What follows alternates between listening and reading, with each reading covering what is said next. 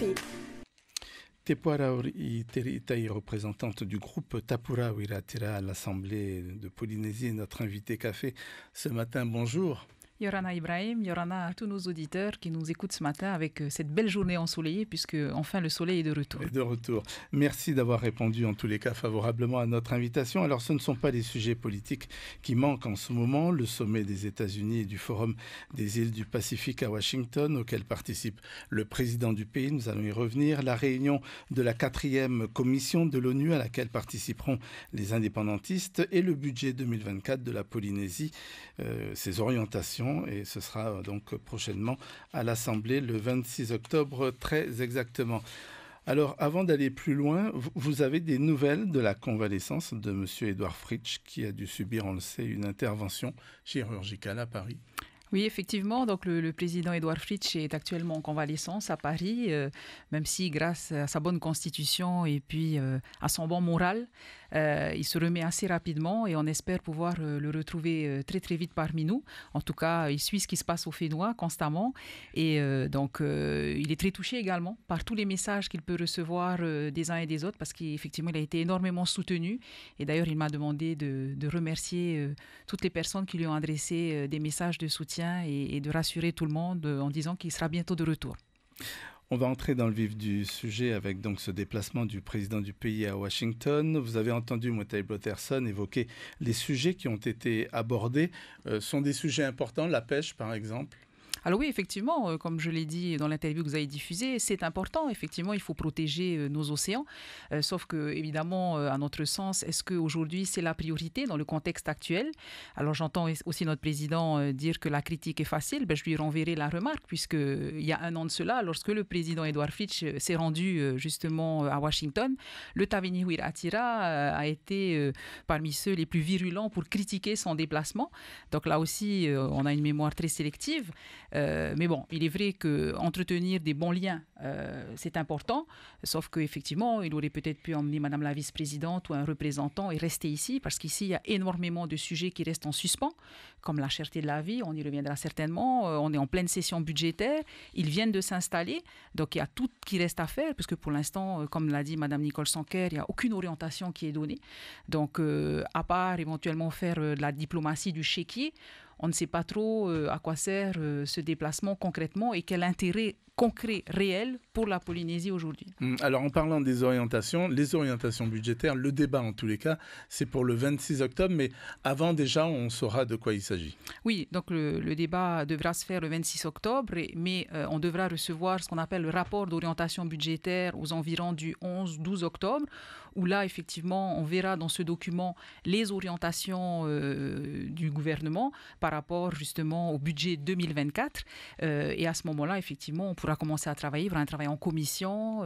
Mais bon, d'ici là, on n'a rien. En tout cas, pour l'instant, il n'y a rien qui fuite, on n'a aucune idée. On attendait beaucoup du discours du président jeudi dernier à l'ouverture de la session. Habituellement, le discours du président est beaucoup plus fourni, beaucoup plus long. Là, on a eu un petit discours environ de 20 minutes seulement, avec plus de temps à se justifier par rapport aux remontrances du président de l'Assemblée. Donc, on est un petit peu resté sur notre faim et on attend beaucoup maintenant de ce rapport d'orientation budgétaire et du débat d'orientation budgétaire qui va suivre. Alors, de l'intérieur, comment est-ce que vous vivez les choses à l'Assemblée, par exemple? Parce que bon, de loin, comme ça, on a l'impression qu'on assiste à une sorte de cohabitation à l'intérieur même du pouvoir. Ah oui, clairement, puisqu'on n'a pas l'impression d'avoir une majorité unie. Quand je dis majorité, c'est une majorité à l'Assemblée et le gouvernement qui parlent d'une seule voix, parce qu'on assiste souvent à des épisodes où le gouvernement choisit un chemin et la majorité ne soutient pas le même chemin, alors qu'habituellement, ces choses-là, ça se règle en interne. Je ne dis pas qu'il ne faut pas de débat au sein d'une majorité. Nous, on avait souvent des débats, il ne faut pas croire. Sauf qu'effectivement, ces choses-là, ça se traite en comité de majorité, ça se traite un petit peu en réunion préalable.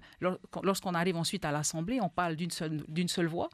Aujourd'hui, force est de constater qu'à l'Assemblée, ce n'est pas le cas. On l'a vu lors du discours d'ouverture de la session budgétaire, le discours du président de l'Assemblée, le discours du président de la Polynésie qui n'était pas du tout d'équerre, qui viennent se contredire en public sur la date éventuellement évidemment choisi pour le nouveau jour férié, enfin, et d'autres points. En commission de l'économie également, beaucoup de divergences dans les positions. Donc, nous, ça nous inquiète parce que, évidemment, on est en session budgétaire, il va y avoir des orientations budgétaires et pour qu'elles passent, il faut le soutien de la majorité à l'Assemblée parce que lorsqu'on s'interroge de qui a le pouvoir, eh bien, le pouvoir, il vient de l'Assemblée. Parce que le gouvernement peut proposer ce qu'il veut, mais si l'Assemblée ne lui accorde pas sa majorité, eh bien, les propositions ne passent pas. Donc ces divergences peuvent conduire à des conséquences assez dommageables? Ah oui, complètement, puisque si le gouvernement, comme je viens de le dire, choisit des orientations budgétaires, fait des propositions qu'on attend d'ailleurs avec impatience, et que l'Assemblée n'est pas d'accord avec ces orientations-là, c'est problématique. Et là encore, dernièrement, on a pu avoir le sujet qui a été soulevé encore de la CST qui a été supprimée. C'est vrai qu'on a été rassuré pour 2024, entre guillemets, puisqu'on va puiser dans les réserves du pays, sauf que M. Géros, qui est un membre aguerri de la Commission de l'économie, a bien soulevé qu'il nous faut trouver des réelles solutions de compensation. Et il a appelé le gouvernement, mais il a appelé le gouvernement sur un ton pas menaçant, mais presque insistant, de dire dites-nous, qu'est-ce que vous avez prévu ? Et trop souvent, c'est comme ça. On fait des annonces, mais on ne sait pas comment on compense.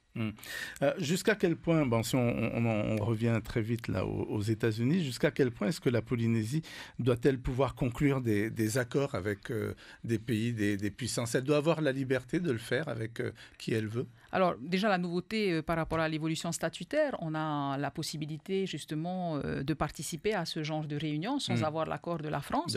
Par contre, la France garde ses compétences régaliennes en matière de protection par exemple. Je ne vois pas comment les États-Unis pourraient venir agir à l'intérieur des eaux polynésiennes, en l'occurrence des eaux françaises, puisque c'est la France qui nous protège sur cette zone-là. Maintenant, une coopération dans le Pacifique, pourquoi pas, mais évidemment, ça passera également par la France. Et puis, je pense qu'il faut garder effectivement cette vigilance par rapport aux réelles intentions des uns et des autres et éviter d'être instrumentalisé parce qu'on voit à quel point le Pacifique est prisé et convoité. Et tout ça, effectivement, sur fond géopolitique, avec la Chine d'un côté, le président l'a très bien dit, la Chine d'un côté, les États-Unis et la France au milieu, donc en l'occurrence la Polynésie au milieu. Et donc là aussi, il faut faire attention à toutes ces opérations de séduction, parce qu'il y en a aussi du côté de la Chine. Et là, le président Oscar Temaru et le président Géros sont enclins à justement ces opérations de séduction. Là, on voit que le président Moïse Broderson, lui, va dans un autre chemin. Il s'approche un peu plus des États-Unis. Donc là encore, d'autres divergences. Mais enfin, une coopération amicale, effectivement, dans un océan qui est immense et qui a besoin de cette coopération, pourquoi pas ?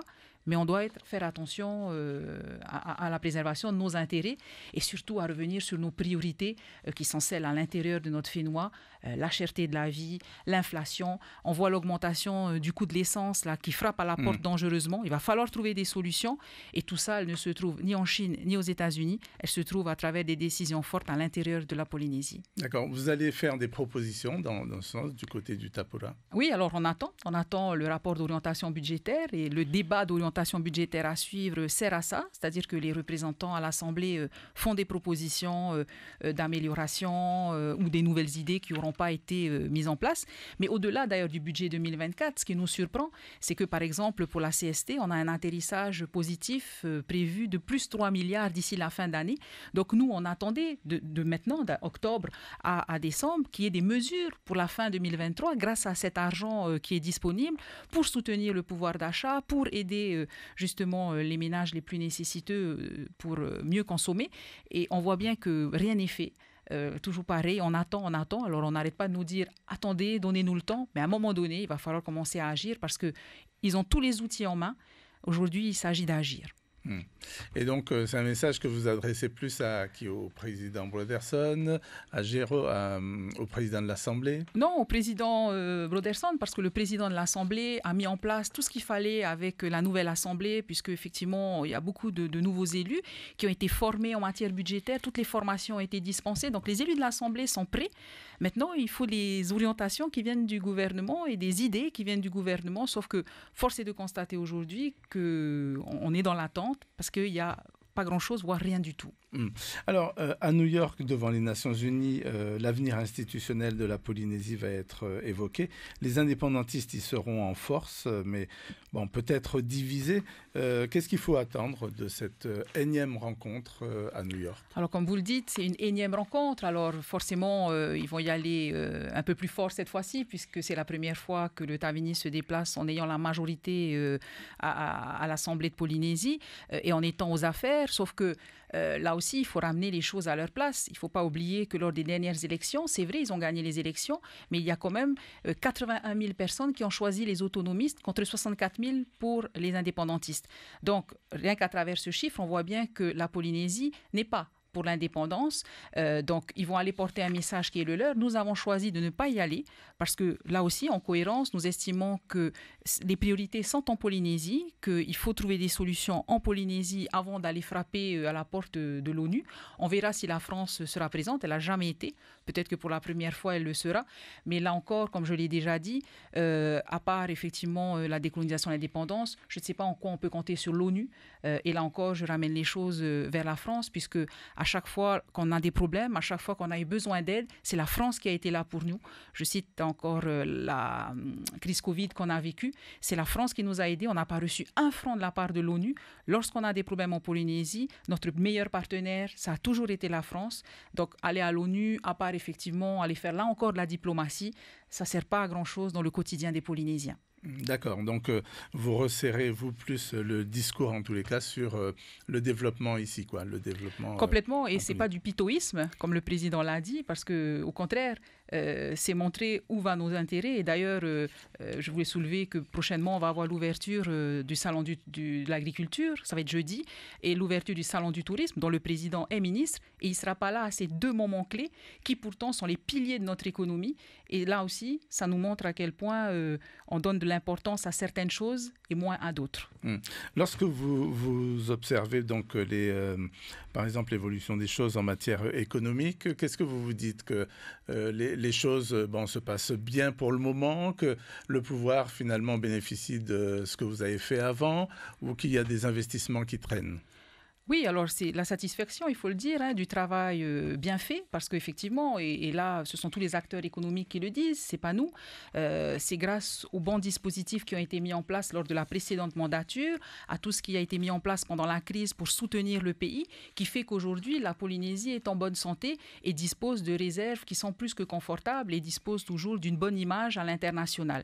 Sauf que cette situation, elle ne va pas perdurer si effectivement les choix ne sont pas bien faits aujourd'hui et pour 2024. Donc, à la fois effectivement une satisfaction du travail bien accompli et puis une crainte pour l'avenir, puisqu'on espère que tout ce qui a été mis en place ne va pas être détruit et que notre pays ne va pas tomber dans un marasme qu'on ne souhaite pas, évidemment.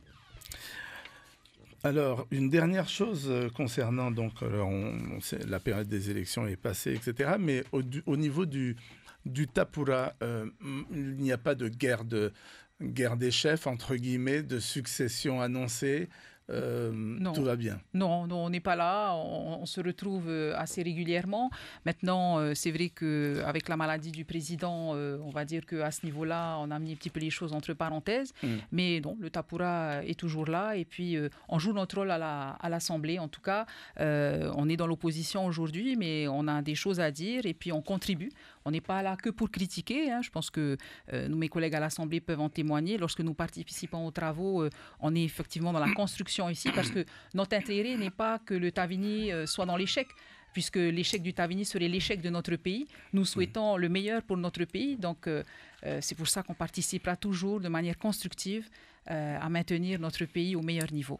Alors, cela dit, ce sera le mot de la fin d'un point de vue beaucoup plus personnel. Dans l'hypothèse où le Tapura décide d'ouvrir la course pour la recherche d'un nouveau chef, vous seriez candidate? Oh non, c'est pas du tout dans mes ambitions. Je pense que d'autres personnes auraient meilleure envergure et meilleure légitimité que moi. En tout cas, voilà, moi je resterai là où je suis et j'aiderai tant que je peux, comme je l'ai toujours fait. Mais je ne suis pas dans cette course à la gouvernance du Tapura ou à quelque autre parti politique que ce soit. D'accord, pas aujourd'hui en tous les cas. En tout cas, non, ce n'est pas du tout dans mon esprit. Merci beaucoup. Merci à vous. L'invité café.